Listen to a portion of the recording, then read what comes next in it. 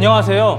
나로부터 시작되는 변화를 주제로 강연을 진행할 이남지입니다. 유권자 여러분은 우리나라 헌법에 명시된 국민의 6대 의무를 알고 계시나요? 우리나라 헌법에는 대한민국 국민이 지켜야 하는 의무를 다음과 같이 명시하고 있습니다.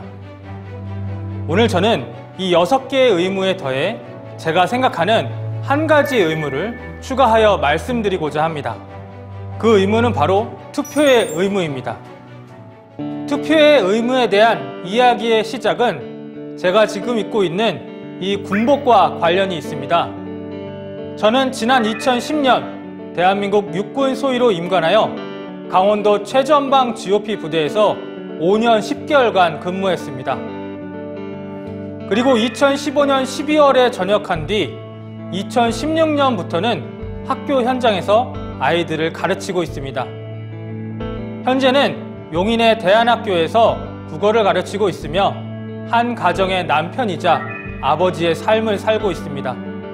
보시는 사진 중 안개가 자욱하게 깔린 초소의 사진이 제가 군복무했던 곳의 사진입니다.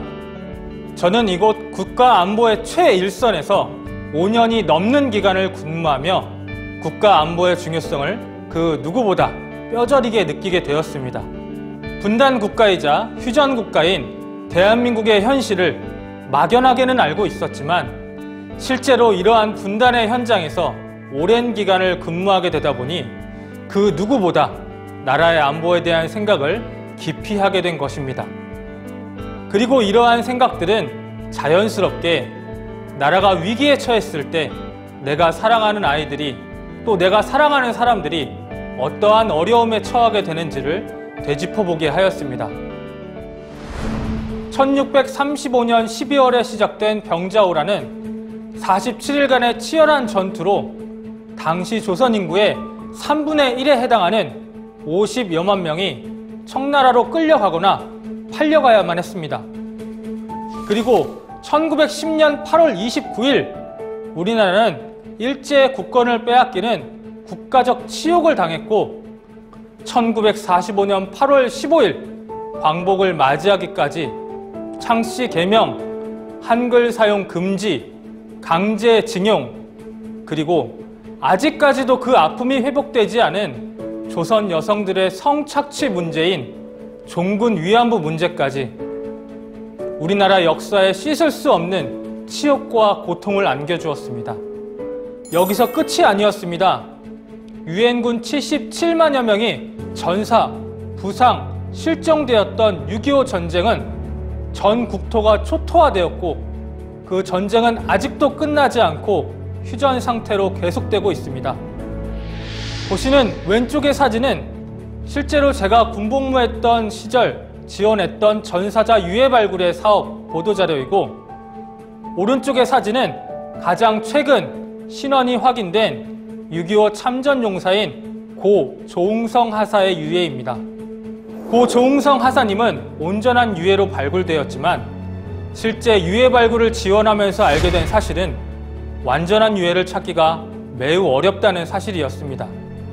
그 이유는 총상으로 인한 사망보다는 사망자 대부분이 폭격으로 인해 사망했기 때문입니다. 그래서 온전한 신체를 유지하는 경우가 극히 드물다는 것입니다.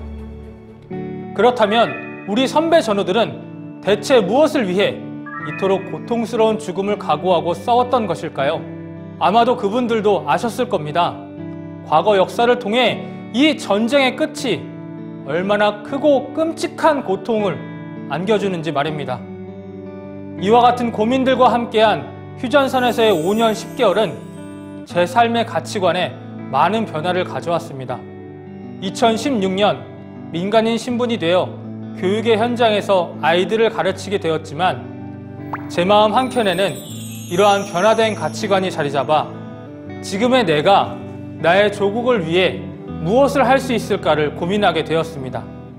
이러한 저의 고민의 답을 저는 학생들과의 수업에서 찾게 되었습니다.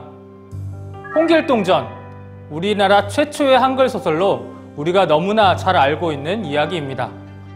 양반과 첩의 소생으로 태어난 홍길동은 무술, 학문, 점술 등 많은 분야에 뛰어난 능력을 가지고 있음에도 천한 신분으로 태어나 그 능력을 인정받지 못하고 어려움을 경험하게 됩니다. 결국 홍길동은 자신이 꿈꾸는 이상사회를 만들기 위해 율도국을 만들고 그곳의 왕이 되는 선택을 하게 됩니다.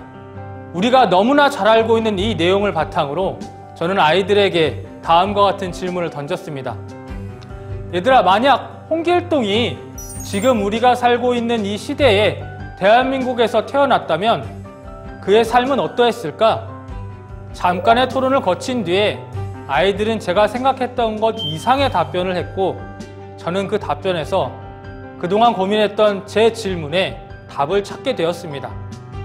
선생님, 홍길동이 지금 태어났다면 혼외자가 되었을 거예요. 하지만 과거 홍길동이 살던 조선시대와는 달리 적법한 절차와 과정을 통해 일반 국민들과 동일한 법적 지위와 대우를 받게 되었을 겁니다. 그리고 자신이 꿈꾸는 나라를 만들기 위해 힘들게 율도국을 만들 필요 없이 투표를 통해 이상사회를 만드는 일에 적극적으로 참여할 수 있었을 것 같아요. 과거 군인의 신분으로 총을 들고 나라를 지켰던 저는 거창한 일들만이 나라를 위하는 것이라 착각했던 것입니다. 그러나 아이들의 답변을 통해 지금 내가 할 수 있는 가장 쉽고 확실한 일에 대해 생각하게 되었고, 그것이 바로 유권자로서의 권리 행사라는 답으로 이어진 것입니다. 이후 저는 지난 21대 국회의원 선거부터 투표 사무원으로 보다 적극적인 유권 행사를 하고 있습니다. 특히 이번 20대 대통령 선거에서는 확진자 투표가 함께 진행되어 새벽 5시부터 저녁 9시까지 이어진 고된 일정을 소화해야 했습니다. 보시는 사진에 헝클어진 머리만 봐도 아시겠죠? 하지만 확진자 한 분께서 투표를 마치고 고생해주신 덕분에 투표할 수 있게 되었다며 너무 고맙다고 인사를 하실 때는 하루의 피로가 싹 가시는 뿌듯함과 보람을 느꼈습니다. 저뿐만 아니라 제 아내는 아이가 태어난 뒤로 후보자들의 공약을 꼼꼼하게 살피는 버릇이 생겼습니다. 우리 어른들의 투표가 내 자녀들의 미래에 영향을 주게 된다는 막중한 책임감을 가지게 되었기 때문입니다. 뿐만 아니라 저는 학교 현장에서도 현 유권자이자 미래의 유권자가 될 학생들에게 선거의 중요성에 대해 어떻게 하면 도움을 줄 수 있을까를 고민하게 되었습니다. 그리고 그에 대한 여러 방법 중에 하나로 작은 사회인 학교라는 공동체 안에서 학생자치회 임원선거라는 과정을 통해 유권자의 권리 행사와 민주시민교육을 안내하게 되었습니다. 보시는 왼쪽의 사진은 2019년 제가 근무하는 학교에서 처음 시행된 학생자치회 임원선거의 사진입니다. 학생선거위원회 구성부터 시작해 최종 투표에 이르는 모든 과정을 학생들과 함께하며 자신의 손으로 직접 투표한 학생이 대표로 선출되는 과정을 보고 경험한 아이들은 투표의 중요성을 다시 한번 생각하게 되었고, 이러한 과정으로 선출된 임원들은 그 누구보다 헌신적으로 봉사하고 고민하는 대표가 되었습니다. 그리고 이러한 과정은 학교의 전통으로 자리 잡아 보시는 오른쪽의 사진처럼 최근까지 이어지고 있습니다. 여기까지 쭉 들어보시면 아마 다음과 같은 의문을 가지실 수 있을 것입니다. 그래, 다 좋고 맞는 말이야. 그런데 그러한 일들이 나라 안보나 살기 좋은 나라를 만드는 일과 무슨 상관이 있다는 거야? 저는 이러한 생각과 물음에 수적천석이라는 4글자로 답변을 드리고자 합니다. 떨어지는 물방울이 바위를 뚫는다. 저는 떨어지는 물방울을 우리의 관심으로 바꾸어 작은 관심이 바위를 뚫는다 라는 말로 바꾸어 표현하고자 합니다. 개인 한 사람과 작은 공동체 안에서 시작된 관심과 변화가 작게는 내가 속한 공동체와 극에는 지역과 나라까지 변화시킬 수 있기 때문입니다.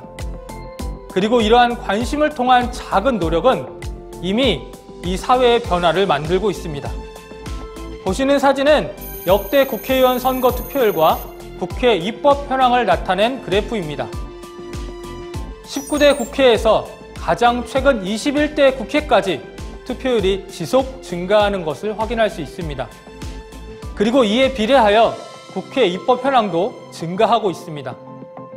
마지막 21대의 경우 아직 임기 절반이 남아있기 때문에 남은 기간을 고려하였을 때 지난 20대 국회의원 입법 현황보다 증가할 것을 예측해 볼 수 있습니다. 이는 우리 국민들의 정치 참여와 관심이 일하는 국회를 만들고 이러한 일하는 국회는 국민을 위해 일하는 정치, 더 살기 좋은 나라를 만드는 일에 관심을 두게 되었다는 것을 반증하는 것입니다. 바로 우리의 작은 관심이 바위를 뚫기 시작한 것입니다. 여기 두 명의 사람이 있습니다. 왼쪽은 우리가 너무나도 잘 알고 있는 성군 세종대왕, 오른쪽은 나라의 주권을 팔아남긴 내각 총리 대신 이완용입니다.